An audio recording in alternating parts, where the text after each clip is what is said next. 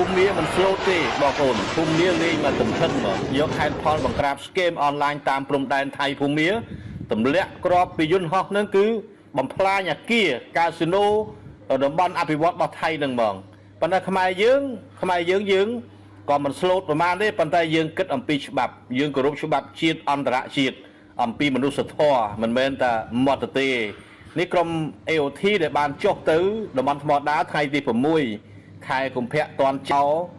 ដែលគ្រោងនៅក្នុងការដែលដាក់ទូកុងតឺន័រណាដើម្បីបិទផ្លូវរំលោភបំពានទឹកដីរបស់យើងអញ្ចឹងក្រុម AOT បានទៅទាន់ពេលវេលាចោលក៏ផ្អាកសកម្មភាពប៉ុន្តែដល់ថ្ងៃទី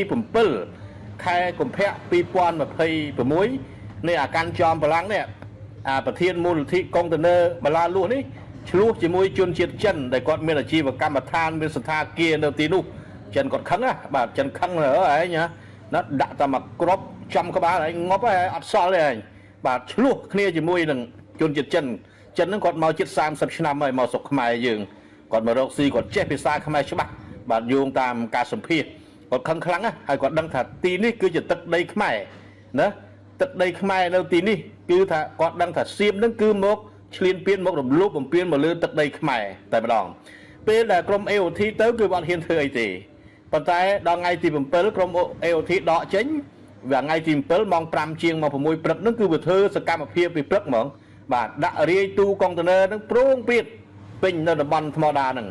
ហើយបិទអាផ្លូវចំោះជ្រូកផ្លូវទៅកោះកុងពីថ្មដាទៅកោះកុងប៉ុន្តែក្រោយមកទៀតមានព័ត៌មានមួយថាបានរំកិលទូកុងតឺន័រហ្នឹងហើយគឺបងប្អូនដែលធ្វើដំណើរពីថ្មដាទៅកោះកុងអាចធ្វើដំណើរទៅបានដោយសារតែទូកុងតឺន័រហ្នឹងកិលទៅមួយចំហៀងហើយទុកផ្លូវមួយចំហៀងសម្រាប់ចេញចូលទៅខាងខេត្តកោះកុងក៏ចូលមកខាងពោធិ៍សាត់តាមថ្មដានឹងបានបាទនេះគឺជាព័ត៌មានដែលទទួលបាន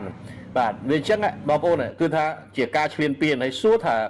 តើនរណាទទួលស្គាល់ក្រុមនេះបាទក្រុមចៅទាំងនេះអញ្ចឹងប្រហែលជាស្ដេចនឹងរដ្ឋាភិបាលនឹងក៏វាចៅដែរស្ដេចនឹងរដ្ឋាភិបាលសៀមនឹងគឺសុទ្ធតែចៅ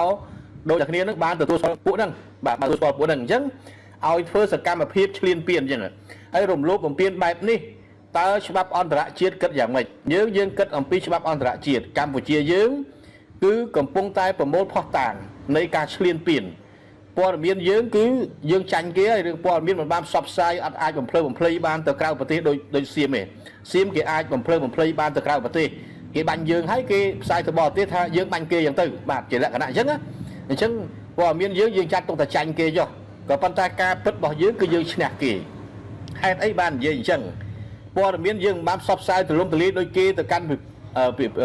ពិភពលោកទេបាទដោយសារគេមានបណ្ដាញព័ត៌មានច្រើនបាទហើយគេមានតំបន់បាតាយាគ្រាន់ឲ្យអ្នកព័ត៌មានបរទេសមកកើបកាយនៅហ្នឹងតែយើងវាអត់មានទេបាទយើងអត់មានយើងចាញ់គេចុះអាផ្នែកព័ត៌មានក៏ប៉ុន្តែផ្នែកការពិតបាទផ្នែកការពិត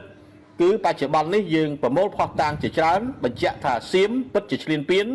លើទឹកដីកម្ពុជាយើងពិតប្រាកដមែនដើម្បីបញ្ជាក់ទៅប្រាប់ពិភពលោកអញ្ចឹងតែពិភពលោកអាចទទួលព័ត៌មានការពិតពីកម្ពុជាយើងបានតាមរយៈសកម្មភាពរបស់សៀមបាទដែលឈ្លានពានលើទឹកដីកម្ពុជាយើងមិនមែនតំបន់ថ្មដាគ្រប់កន្លែងទាំងអស់គឺយើងបញ្ជាក់តាមរយៈការពិតតាមរយៈក្រុម AOT តាមរយៈផ្កាយរណបបាទគឺយើងបញ្ជាក់តាមហ្នឹងដើម្បីប្រាប់ទៅកាន់ពិភពលោកថាសៀមពិតជាបានឈ្លានពានលើទឹកដីកម្ពុជាយើងព្រោះយើងផ្សាយព័ត៌មានមិនដល់អស់លោកខាងពិភពលោកហ្នឹងទេអញ្ចឹងការពិតនេះគឺថាអាចបញ្ជាក់បានសម្រាប់ទៅកាន់ពិភពលោកថាសៀមពិតជាបានឈ្លានពាននៅលើទឹកដីកម្ពុជាយើងពិតប្រាកដមែនអត់អាចប្រកែកបានទេពីព្រោះផុសតាំងចាប់បាន